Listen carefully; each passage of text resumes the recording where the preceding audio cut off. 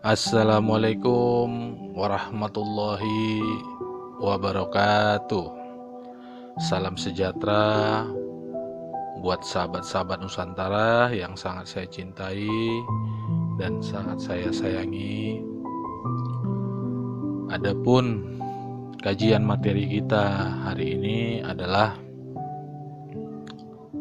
memahami makna benda pusaka, jimat,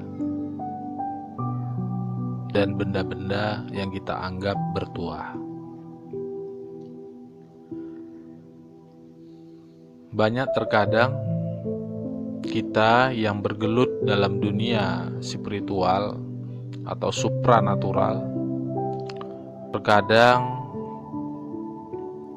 tidak memahami makna yang sesungguhnya untuk memiliki sebuah benda bertuah atau jimat bertuah ataupun benda pusaka, yang dimana mungkin kita terjebak dengan bahwa ini benda mungkin punya keturunan keluarga kita, yang dimana ini diturunkan turun-temurun oleh eyang kita, kakek kita, sampai ke generasi kita.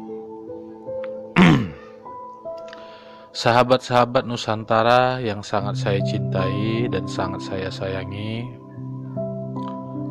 inilah dibutuhkan pemahaman tentang keesaan Tuhan pada diri kita. Andai kita tidak memahami dan belajar bagaimana mendudukkan daripada pemahaman keesaan Tuhan kita, maka kita akan terjerumus ke dalam kesesatan tentang pemahaman memiliki benda ataupun benda pusaka atau jimat bertuah. Walaupun sebenarnya makna hakikat mungkin tidak seperti itu, kembali kepada Tuhan semua. Akan tetapi yang dikatakan menduakan daripada esensi ketuhanan itu adalah niat dan pola pikir kita, karena ini berhubungan dengan frekuensi. Sahabat-sahabat Nusantara yang sangat saya cintai, memang tidak gampang bagaimana kita mengetahui bahwa kita ini ketauhidan kita benar, karena tidak ada satu alat ukur, maksud saya tolak ukurnya, untuk mengukur kemampuan daripada ketauhidan seorang tersebut. Ya, ketauhidan seseorang tersebut atau keesaan Tuhan orang tersebut tidak bisa diukur kecuali dengan diri pribadi. Nah, sahabat-sahabat Nusantara yang sangat saya cintai dan sangat saya sayangi, kita menyadari bahwa semua itu adalah ciptaan Tuhan Yang Maha Esa. Apa yang tidak tercipta oleh esensinya, baik itu alam semesta, pohon, binatang, air, manusia, hewan, benda, dan lain-lain, semua tercipta daripada esensi ketuhanan. Tetapi jika kita salah memaknai maksud dan tujuan esensi ketuhanan ini, maka akan bersumber daripada kesesatan, salah paham, kekeliruan dalam memaknai memiliki benda pusaka. Saya menguraikan di sini. Jika benda pusaka tersebut dimasukkan kekuatan goib, kekuatan supranatural, baik itu melalui tirakat puasa, melalui tirakat zikir, baik itu melalui tirakat mungkin dengan hal-hal gaib lainnya, atau mungkin dengan menarik dari dalam perut bumi ataupun dari unsur dimensi lain. Tentu kita mengadakan satu perjanjian yang dimana jika kita berhasil mengangkat benda tersebut, terjadi yang namanya dialog secara batin, dan kita memberikan kompensasi daripada keberhasilan mengangkat benda tersebut, ataupun kita mengisi benda tersebut. Ini menurut daripada pemahaman saya. Jika setuju ya silahkan, jika pun tidak setuju, sahabat-sahabat Nusantara, saya hanya menyampaikan saja berdasarkan pengalaman saya. Jadi perlu kita tanyakan di sini, isi benda tersebut apa sih sebenarnya? Kenapa bisa memiliki kekuatan seperti keris? Kita katakan keris lah, karena memang keris ini identik dengan kekuatan yang luar biasa. Baik benda-benda bertuah lainnya ya, sama kita titik beratkan dulu di keris saja. Apa sebenarnya yang diisi ke dalam keris tersebut? Energi apa? Khodam apa? Leluhur bagaimana? Apakah sahabat-sahabat bertanya? Apa yang dimasukkan ke dalam tersebut? Pernahkah berpikir sahabat-sahabat Nusantara? Coba renungkan. Tidak kuciptakan jin dan manusia hanya tunduk patuh kepada Tuhan yang Maha Esa, yaitu Allah Subhanahu wa Ta'ala. Itu jelas ayatnya. Tidak kuciptakan jin dan manusia, hanya tunduk patuh kepada Allah. Nah, memang awalnya kita ini semua kembali kepada Allah. Bagaimana kembalinya? Bagaimana niat kita itu selalu berhubungan kepada Allah jika kita tidak memahami esensinya? Yang ada kita akan menjadi apa? Menjadi pengikut.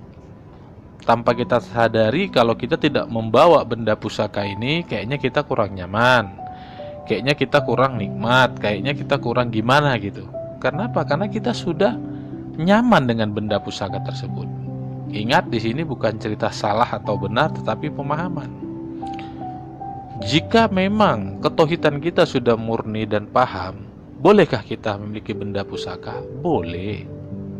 Bukan tidak boleh, boleh. Tetapi dudukkan dulu, agar benda pusaka tersebut bukan kita puja, tetapi malah sebaliknya, benda pusaka tersebut mari sama-sama kita beribadah kepada Allah, Tuhan pemilik semesta alam.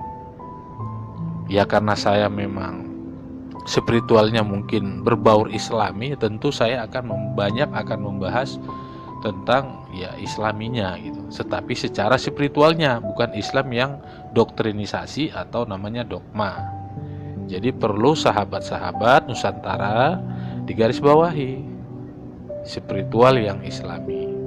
Nah, coba kita tanyakan, siapa dan bagaimana, apa yang terjadi di dalam keris tersebut? Kepada siapa keris ini meminta kekuatannya? Coba renungkan sahabat-sahabat Nusantara.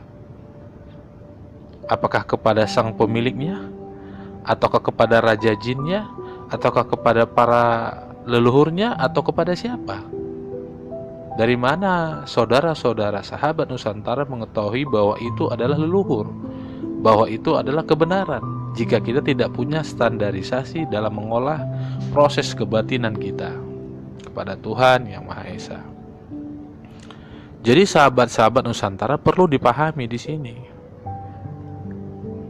Jika di dalam kekuatan keris tersebut memang dia sudah muslim, ataupun memang dia tunduk patuh kepada Allah, tentu dia juga akan mengarahkan kita kepada kebaikan. Itu sudah otomatis, karena memang dia beribadah kepada Allah. Yang kita takutkan, kekuatan yang ada dalam keris tersebut tidak mengajak kita beribadah kepada Tuhan. Awalnya dia baik, membantu orang, bisa menyembuhkan. Ingat, di sini bukan cerita sembuh atau tidak sembuh, bisa atau tidak bisa. Karena kekuatan Rizalul Ghaib di sini antara ini ada dua, hak dan batil. Apa kita tahu itu yang hak? Jangan-jangan yang batil. Kita terjebak dalam permainan siklus daripada gaib itu sendiri. Apakah sahabat-sahabat Nusantara menyadarinya? Nah, tapi kalau kita menyadari, kita katakan kepada khodam ataupun penjaga yang ada pada benda tua tersebut, maksud saya, ataupun keris tersebut, engkau meminta kepada siapa? Jika kamu minta kepada Allah, mari kita sama-sama beribadah. Nah, kan enak.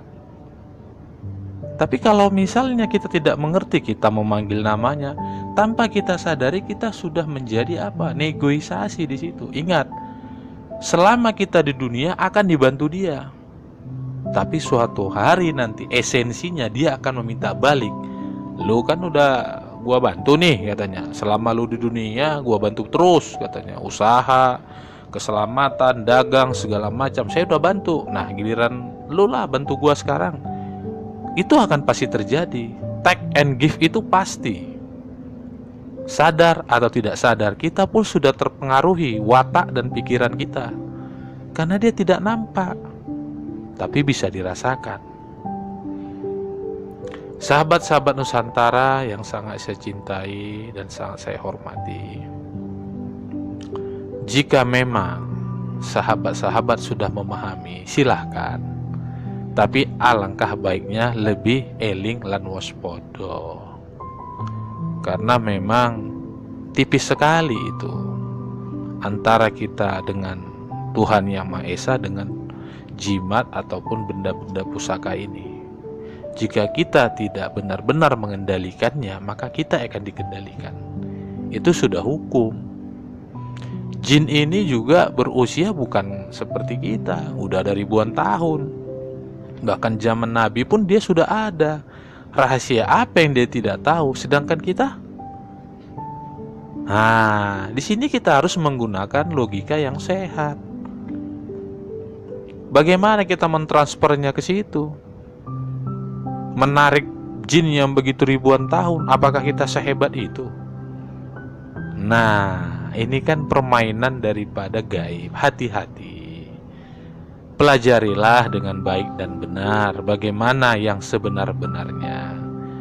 Jadi maksud daripada ulama Syekh Wali Allah zaman dahulu kala itu karena lemahnya iman, sehingga perlu dibuktikan kekuasaan Tuhan itu melalui benda pusaka.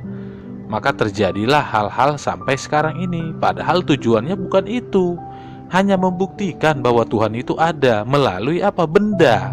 Nah, sekarang kan mindset kita sudah lain, bahwa benda tersebut udah menjadi satu patron, jadinya kekuatan, menjadi panutan kita. Tanyalah hati kita, tanyalah pikiran kita, apa enggak ini suatu doktrin kepada diri kita sendiri? Sementara Allah Maha Kuat,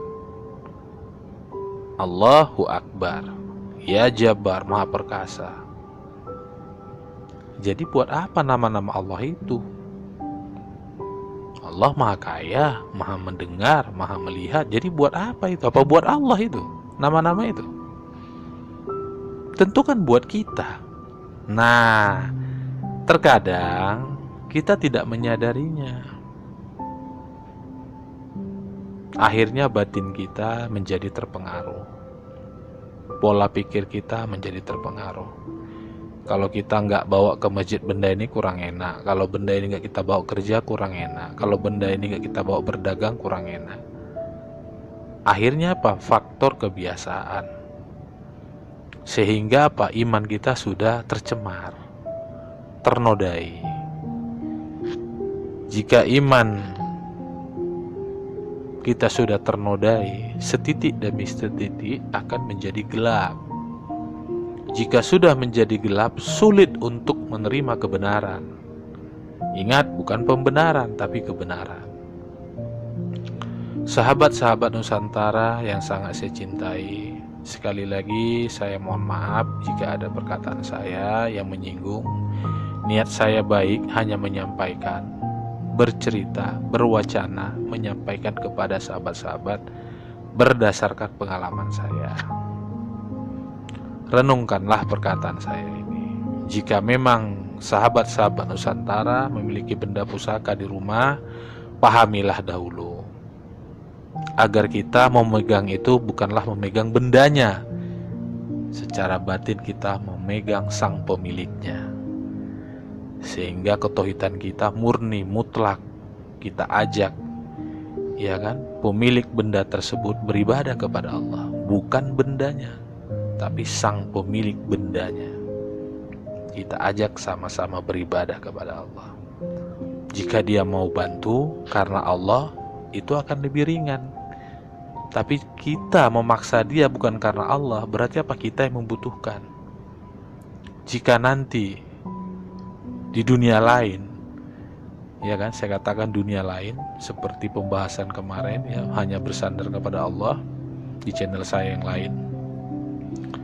Nah, di situ di dunia lain tuh akan diminta pertanggungjawaban. Dipergunakan untuk apa ini benda pusaka ini? Apakah kepentingan orang banyak? Apakah kepentingan orang pribadi? Dan bagaimana kita mempergunakannya? Apakah benda pusaka tersebut meminta kepada Tuhan yang Esa? Atau jangan-jangan kita meminta kepada Dia? Ini yang menjadi permasalahannya. Sikapi, cermati, pikirkan, renungkan. Jangan sampai kita terjebak dengan doktrinisasi, ya kan? Sehingga kita salah memaknai maksud dan tujuan leluhur kita dahulu. Sebenarnya bukan seperti itu. Karena lemahnya iman, ketidakpercayaan kepada Tuhan, maka ahli spiritual tersebut memasukkan energi lain tersebut ke benda tersebut supaya membuktikan bahwa Allah itu ada. Makanya saya bilang, peganglah sang pemilik bendanya, bukan bendanya. Ini perlu saya tekankan. Oke, sahabat-sahabat Nusantara, hanya itu yang ingin saya sampaikan. Lebih kurang saya mohon maaf lahir dan batin kepada sahabat-sahabat Nusantara. Kepada Allah Subhanahu wa Ta'ala saya mohon ampun. Semoga bermanfaat buat saya pribadi, sahabat Nusantara yang sangat saya cintai. Assalamualaikum warahmatullahi wabarakatuh.